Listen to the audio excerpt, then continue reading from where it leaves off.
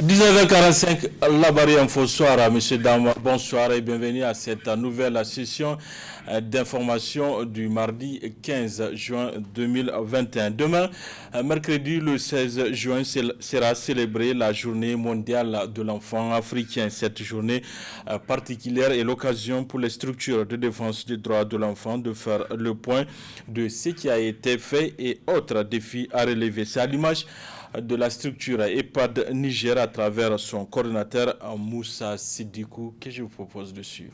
Cette année, nous avons déjà fait le lancement hier 10 juin pour un peu lancer l'activité, mais également déjà dresser un peu le tableau de bord de la situation des droits de l'enfant dans notre pays. C'est vrai, tant au niveau de Niamey qu'au niveau en tout cas des régions, nos antennes célèbrent ou commémorent également cette journée-là. Mais cette année, nous avons voulu donner une particularité à cette semaine de mobilisation vu le contexte dans lequel se trouve notre pays. D'abord, contexte lié à l'insécurité qui est devenue chronique aujourd'hui, mais également contexte lié aussi à sanitaire, j'allais dire, lié à la Covid-19. Alors, c'est tout cela que nous avons voulu, en tout cas, faire la rétrospection des avancées d'abord en matière donc, de réalisation des droits de l'enfant au Niger. Et vous me permettez de dire à ce niveau quand même qu'il y a eu, en tout cas, du point de vue législatif, beaucoup d'avancées. C'est-à-dire que le Niger a adopté un certain nombre de politiques nationales, tant au niveau de la protection sociale qu'au niveau de la protection judiciaire et juvénile, mais également pris aussi certaines décisions, notamment une décision phare, c'est le décret de 2017 qui permet de protéger, de maintenir et de soutenir la jeune fille dans le système éducatif jusqu'à l'âge de 16 ans. Même si par ailleurs, en tant qu'organisation de la société civile active sur les droits de l'enfant, nous aurions voulu quand même que cela soit une loi pour nous permettre en tout cas d'appuyer significativement les enfants et de les accompagner devant les juridictions en cas de violation de leurs droits, surtout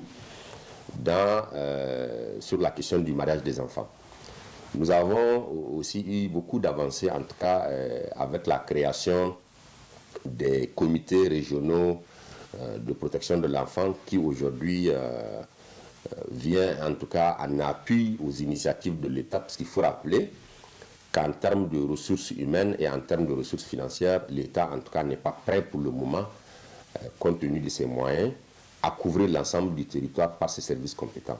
Et nous avons pensé que cela a été quand même une bonne chose. Il y a eu également, au niveau de certaines institutions, notamment au niveau de la police, au niveau de la gendarmerie, il y a eu des divisions qui sont en charge de la protection de la femme et de l'enfant. Et nous pensons que ça aussi, ce sont des avancées assez significatives. Mais nous avons cependant relevé qu'il y a, malgré ces progrès-là, beaucoup d'insuffisances. Et la première des insuffisances, c'est quand même le cadre juridique qui ne prend pas en compte la définition consensuelle de l'enfant, qui est tout être humain dont l'âge est compris entre 0 et moins de 18 ans. Il y a nécessité, à notre avis, que les allocations budgétaires soient conséquentes dans les secteurs sociaux de base, notamment dans les secteurs de la santé, dans les secteurs de l'éducation, dans les secteurs, par exemple, de l'accès à l'eau, à l'hygiène, à l'assainissement, etc. Voilà un peu les défis que nous avons devant nous. Et pendant toute la semaine, nous allons en tout cas utiliser vos médias, vous qui êtes comme le quatrième pouvoir, pour que les porteurs d'obligations, nous ne nous adressons pas uniquement à l'État, compte tenu du contexte qui est là, mais également les partenaires techniques et financiers, les parents, le secteur privé, les organisations de la société civile, pour que chacun puisse voir dans sa sphère de responsabilité quelle est la contribution que la personne ou la structure peut apporter pour qu'il y ait un changement. À l'occasion de cette journée internationale de l'enfant africain, un plan Niger a organisé ce matin à l'hôtel Gawé un panel sur le thème la situation des enfants, particulièrement les adolescentes dans les contextes de conflits armés et de déplacements forcés au Niger. Le compte rendu de cette cérémonie, c'est avec Asma Oseidou, c'est les images de Sadou Doumi. 30 ans après l'adoption de la charte, accélérons la mise en œuvre de l'agenda 2040 pour une Afrique digne des enfants. Tel est le thème retenu cette année pour la célébration de la Journée mondiale de l'enfant africain qui est célébrée le 15 juin de chaque année. À cette occasion, un panel est animé sur la situation des enfants, en particulier les adolescents dans les contextes de conflits armés et de déplacements forcés au Niger, cadre légal et perspectives. Les situations de conflits armés que connaissent les régions du Sahel central et du lac Tchad continuent d'engendrer des déplacements forcés de populations, surtout les femmes et les enfants, et là surtout les filles. Ce panel de haut niveau qui réunit certains des acteurs de premier plan dans la promotion de la défense des droits de l'enfant, nos échanges permettront non seulement de mieux cerner les défis multidimensionnels auxquels les enfants et adolescentes sont confrontés, mais surtout d'identifier les rôles qui incombent à chaque acteur et chaque actrice en vue de déterminer le soutien et l'appui dont il ou elle a besoin pour jouer sa partition pleinement et efficacement. Un thème vivement salué par le ministre de l'Action humanitaire et de la gestion des catastrophes du Niger et celle de la promotion de la femme et de la protection de l'enfant. Dans ce cadre, le Niger a signé et ratifié la Convention de l'Union africaine dite de Kampala sur le déplacement des personnes internes. Le Niger donc, a domestiqué cette loi donc, dans le droit interne à travers la loi 2018-74 relative donc, à la protection et l'assistance aux personnes déplacées internes. Donc cette loi fait mention explicite concernant le droit des enfants en situation de déplacement interne. Le présent panel regroupe notamment des parlementaires, des élus locaux, des ministres, des journalistes, des acteurs de la société civile. Cette composition nous donne l'espoir que les échanges qui auront lieu permettront à tous et à toutes d'avoir une meilleure compréhension de la réalité, de la situation et des conditions dans lesquelles vivent les déplacés en général, les enfants et surtout les adolescentes en particulier. Pour la vice-présidente de la Commission nationale des droits humains CNDH, le thème choisi pour ce panel vient à point nommé. La situation des droits des enfants au Niger, avancée et défis dans un contexte d'insécurité. La Convention de Kampala et la loi nationale relative à la protection et à l'assistance aux personnes déplacées internes. Les impacts et les conflits armés et déplacements forcés sur les enfants, en particulier les adolescentes. En Afrique en général et au Niger en particulier, les conflits armés ont engendré des violations du droit à la vie, des déplacements internes, des enlèvements et la migration forcée des populations, surtout ces dernières années. À ce propos, je ne saurais continuer sans avoir une pensée pieuse pour toutes les personnes tuées ou enlevées au Niger et dans les autres pays de la sous-région, particulièrement les enfants. C'est pourquoi ce panel vient à point nommé, car il nous permettra de mettre en exergue la situation très critique des enfants relativement à l'insécurité qui prévaut dans notre pays.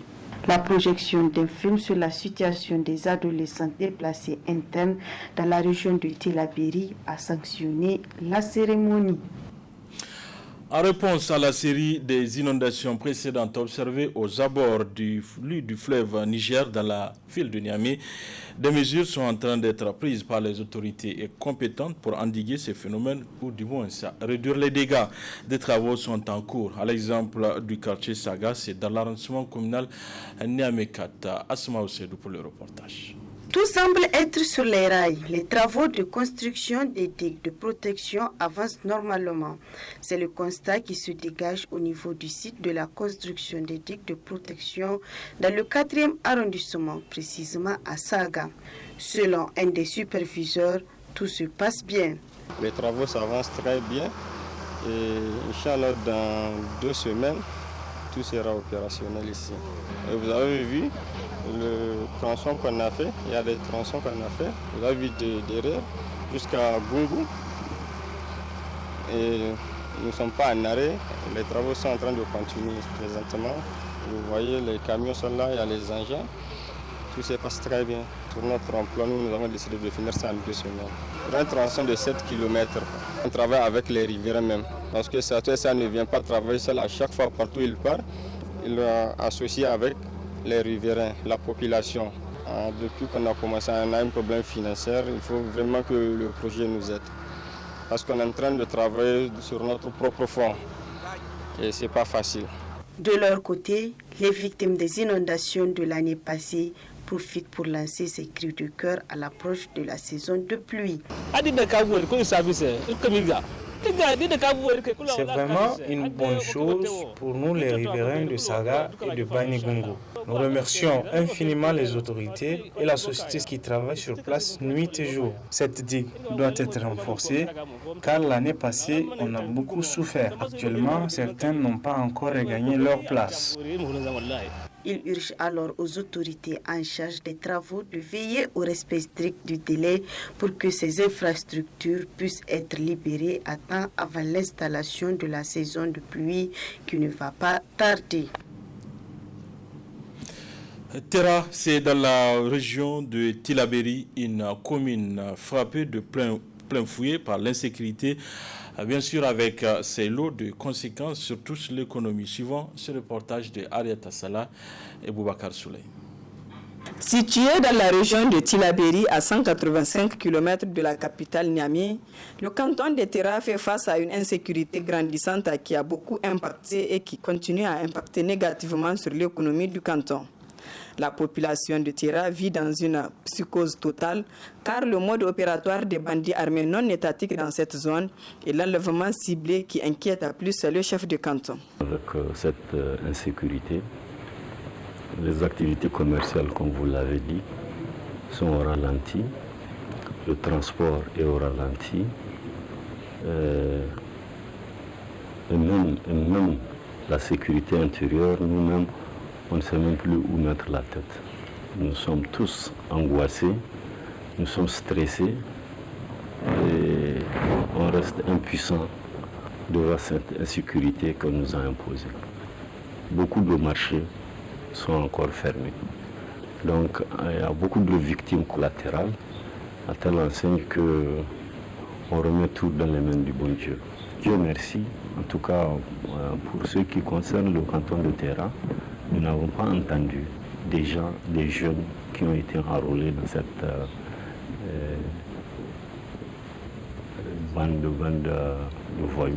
Nous, les jeunes, en tout cas, de notre canton, où ils sont en Côte d'Ivoire, où ils sont au Ghana, où ils sont en exode, mais pas dans l'extrémisme violent.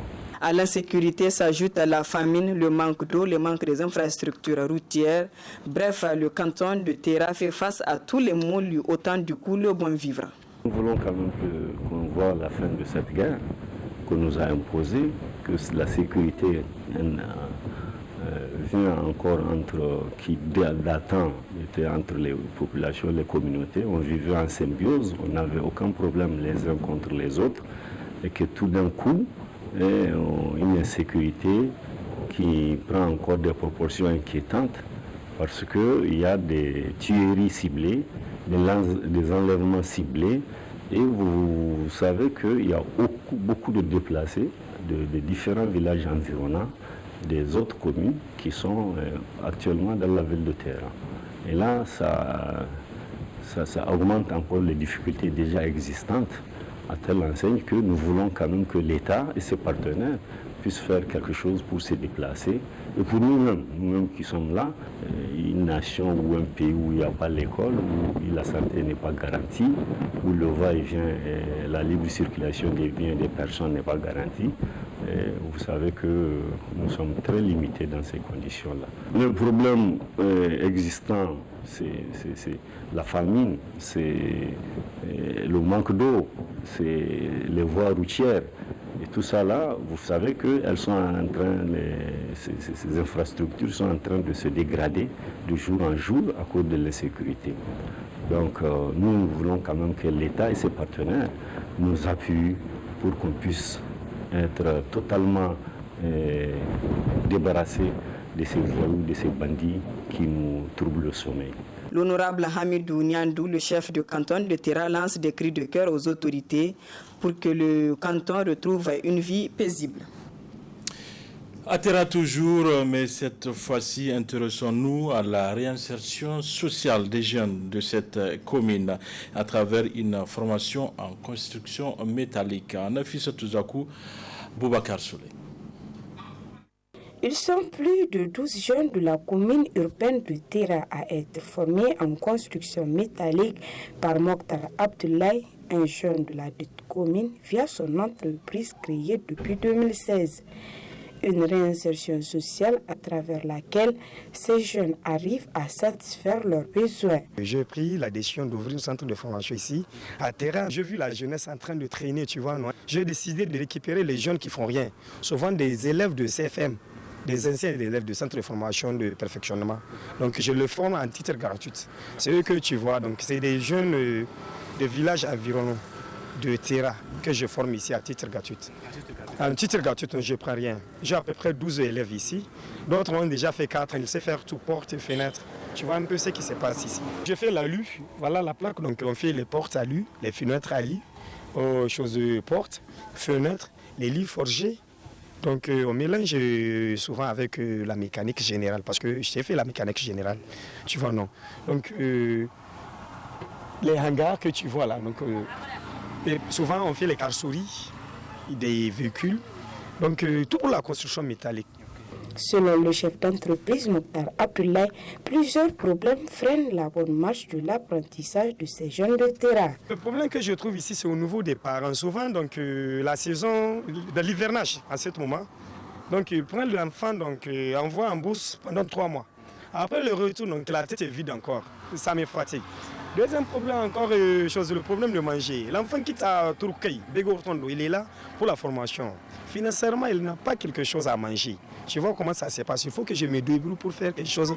Donner à l'enfant que je forme moi-même à manger, ça qui me fatigue ici. Face à une telle situation, Mokhtar Abdoulaye appelle les autorités ainsi que les bonnes volontés à venir en aide à ces jeunes de Tera et environnants pour leur bonne réinsertion sociale. Voilà, messieurs, dames, c'est tout pour ces 19h45 de la télévision Labari. Merci à vous de l'avoir suivi. Au revoir.